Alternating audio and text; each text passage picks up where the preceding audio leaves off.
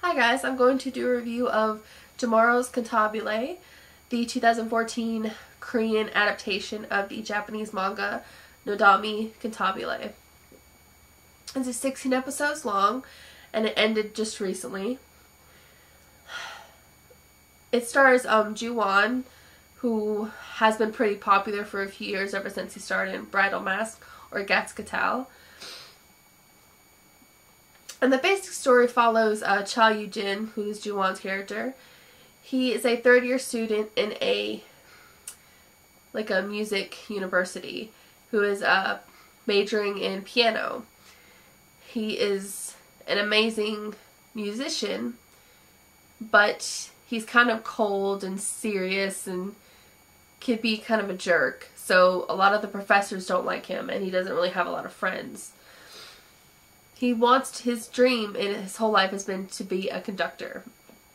But due to a traumatic event that he experienced as a child on a plane, he can't get on a plane.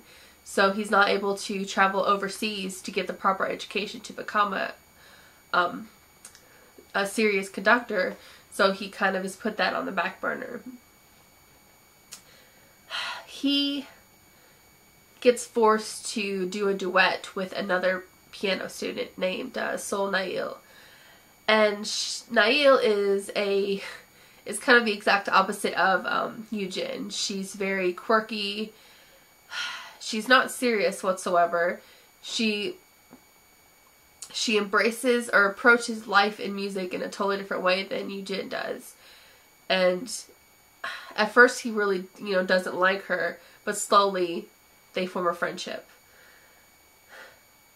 And of course she pretty quickly on discovers that she has feelings for him, and she lets him know, which I thought was kind of refreshing in a Korean drama, because usually, well, in a lot of dramas, especially the female leads, they don't express or confess their feelings till later on, and right away she's completely honest about that. And I like that about Nao's character. She's very honest and upfront about her feelings and whatever she's thinking. So she follows him around like a puppy dog, and that makes for a lot of humor, even though it kind of annoys him a lot at first. And then he gets a chance to conduct the special orchestra that a famous conductor who's visiting the college sets up. And there's a lot of it's kind of made up of students who didn't make it into the regular orchestra, wouldn't have been picked for the regular orchestra, but are talented in their own right, and they're kind of quirky and eccentric characters. And through conducting and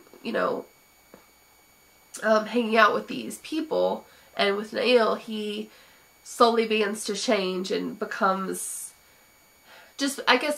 to look at life and music differently than he used to. And it's just, it's a very light and fluffy drama, which is not to say that it doesn't have substance. It does. It's just one of those dramas that's easy to watch, and it doesn't have like a severe roller coaster of emotions, which I love those a lot. Like a drama where you'll be laughing or like smiling about something, and the next second you're like sobbing tears of blood. Because I do love that. That's kind of part of the drama world. But it's nice to have these kind of dramas that don't have such a high and low throughout the whole thing. They're not so dramatic, and they're just fun to watch. The plot didn't drag whatsoever, because it wasn't like that. The characters were all fun. The acting was good. I will say Nail did annoy me a little bit at the beginning of the drama. But I mean, her character is supposed to be annoying, so that makes sense. But she slowly grew on me. And if I had to compare them, because I have seen both. I have seen this version, of course, and I've seen the Japanese version. I do prefer the Japanese version, which is one of my favorite J-dramas. And I think one of the main reasons is just because, well, probably two reasons. Number one is in the Japanese version, which is Of course, a lot of, if you didn't know, a lot of Japanese dramas are based on mangas. Nodami Cantabile. But the music was such a, it was basically one of the central focus of the drama was music. And in the Korean version, music is a big part of the drama, but it's not, doesn't play as big of a role as it did in the Japanese version. And also Tamaki Hiroshi, who played the Chiaki character, who's the Ju-on character, the Yujin character in this drama. His take on Chiaki in the Japanese version was so good. That's one of my favorite characters in any drama. It was Chiaki. It's just such, there's so much more of a development that you can see in that version compared to this one, which while Yujin did go through some development, I just felt it was just, I guess, more realized because there's the J-drama and a special and 2 movies. So there was kind of more material for you to see all that transition. But beside that, I still did like the Korean version. And I definitely rated it an 8 out of 10. Like I said, it was just one of those dramas that you need sometime. That kind of easy to watch, uncomplicated kind of thing.